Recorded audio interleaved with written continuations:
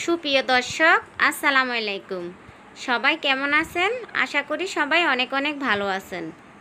আমার আজকের আয়োজনে থাকছে সবচেয়ে বেশি স্বাদে গরুর মাংস রান্না। তো আর কথা না বাড়িয়ে চলুন রেসিপিটি দেখে নেওয়া যাক। চুলায় একটি হাঁড়ি বসিয়ে দিলাম। হাঁড়িতে পরিমাণ মতো তেল দিয়ে দিব। তেলটা গরম হয়ে আসলে দিয়ে দিব 2 কাপ পরিমাণ পেঁয়াজ কুচি।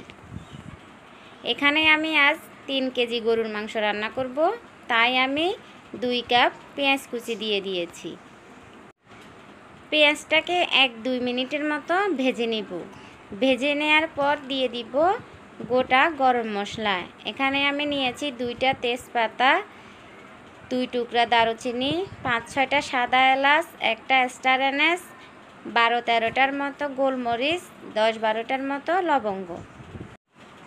এখন আবারও এই পেঁয়াজটাকে কিছুক্ষণের জন্য ভেজে নিব। এখন দিয়ে দিব রসুন বাটা। 2 টেবিল চামচ পরিমাণ দিয়ে দিব রসুন বাটা, 2 টেবিল চামচ পরিমাণ আদা বাটা। মাংসের পরিমাণটা যেহেতু বেশি, তাই মশলার পরিমাণটাও বেশি দিতে হবে। এখন এই আদা রসুনটাকে কিছুক্ষণ ভেজে নিব, যাতে আদা রসুনের গন্ধটা চলে যায়। আদা রসুন ভেজে নেওয়ার পর এখন দিয়ে দিব 1/2 চা চামচ জয়ফল জয়ত্রী বাটা। আমি এখানে অর্ধেক জয়ফল আর 2 টুকরা জয়ত্রী বেটে নিয়েছি। সেই সাথে দিয়ে দিব 1.5 চা চামচ পরিমাণ সরিষা বাটা। আমি চামচের উঁচু করে নিয়েছি। দিয়ে দিব 2 চা চামচ বাদাম বাটা। আমি এখানে কাজু বাদাম বেটে নিয়েছি। আপনারা চাইলে কাঠবাদাম অথবা চীনা বাদামও বেটে নিতে পারেন। এখন সব কিছুক্ষণ ভেজে নিব। আমি এখানে তেলের পরিমাণটা একটু কম দিয়েছি, কারণ মাংস থেকে অনেকটা তেল বের হবে, তাই আমি একটু কমিয়ে দিয়েছি।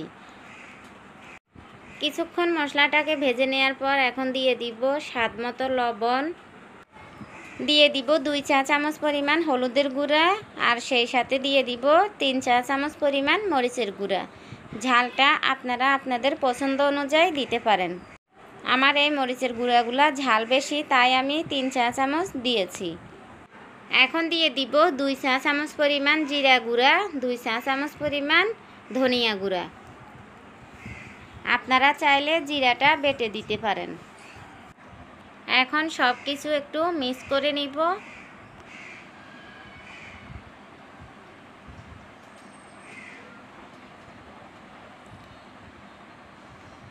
মিক্স করে নেওয়ার পর দিয়ে দিব সামান্য পরিমাণ পানি। পানি দিয়ে মশলাটাকে একটু কষিয়ে নিব।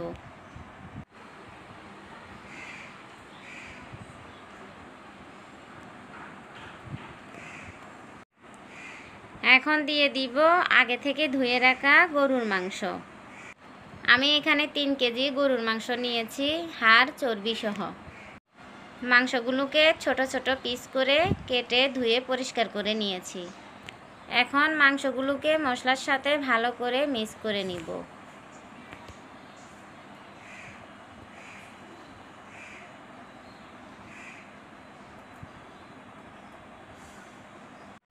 মশলার সাথে মাংসটা মিক্স করা হয়ে গেলে এখন দিয়ে দিব 1/2 চা চামচ পরিমাণ টেস্টিং সল্ট। এই টেস্টিং সল্টটা দিলে মাংসর স্বাদটা দ্বিগুণ বেড়ে যায়। টেস্টিং সল্ট দিয়ে আমি আবারও মাংসটাকে একটু মিক্স করে নিব। মিক্স করে নেওয়ার পর ঢাকনা দিয়ে ঢেকে কিছুক্ষণের জন্য রান্না করে নিব।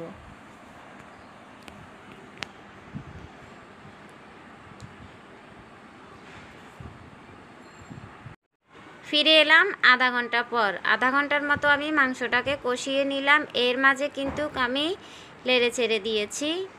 ঢাকনাটা উঠিয়ে আপনাকে কিন্তু মাঝে মাঝে নাড়তে হবে, না হলে তলানিতে লেগে যেতে পারে।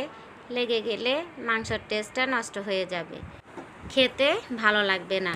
তো মাংসটা ভালো করে কষানো হয়ে গিয়েছে। এখন আমি গরম পানি দিয়ে দিয়েছি। আমি বেশি পানি দিব না, পরিমাণ মতো পানি দিয়ে মাংসটাকে কিছুক্ষণ রান্না করে নিব, কারণ মাংসটা কষানো অবস্থায় ভালো করে সিদ্ধ হয়ে গিয়েছে। এখন আমি ঢাকনা দিয়ে ঢেকে কিছুক্ষণ রান্না করে নিব। তো কিছুক্ষণ রান্না করার পর আমি একটু আবারও নেড়ে দিব। এখন আমি ঢাকনা দিয়ে ঢেকে আবারও 15 মিনিটের মতো রান্না করে নিব। ফিরে এলাম 15 মিনিট পর। মাংসটা প্রায় হয়ে এসেছে। এখন আমি দিয়ে দিব 1 চা চামচের একটু কম গরম মশলার গুঁড়া আর 1 চা চামচের একটু কম জিরা গুঁড়া। আমি জিরাগুলোকে হালকা ভেজে নিয়েছিলাম, সেটা গুঁড়ো করে সেখান থেকে 1 চা চামচের একটু কম দিয়ে দিয়েছি। এগুলো কিন্তু আপনাকে দিতে হবে মাংসটা যখন হয়ে আসবে তখন। এখন সব কিছু আবারও ভালো করে মিক্স করে ঢাকনা দিয়ে ঢেকে 15 মিনিটের মতো দমে রেখে দিব। তো ফিরে এলাম 15 মিনিট পর। তো এরই মাঝে আমার মাংসটা রান্না হয়ে গিয়েছে। দেখুন মাংস থেকে তেল উঠে এসেছে আর মাংসর কালারটাও চেঞ্জ হয়ে এসেছে। দেখুন কত সুন্দর একটা কালার হয়েছে। তো আশা করি আপনারাও 3 কেজি মাংস রান্না করতে পারবেন খুব সহজে, আপনাদের কোনো সমস্যা হবে না।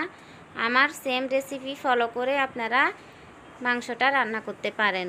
এর আগে আমি 5 কেজি গরুর মাংসের রেসিপি দিয়েছিলাম। তো দেখুন আমার মাংসটা কিন্তু পারফেক্টভাবে হয়েছে আর কালারটাও কত সুন্দর হয়েছে। আশা করি আমার আজকের রেসিপি ভালো লাগবে। ভালো লাগলে লাইক দিবেন, কমেন্টস করে জানাবেন কেমন হয়েছে। আশা করি আপনাদের কাছে ভালো লাগবে। আল্লাহ হাফেজ।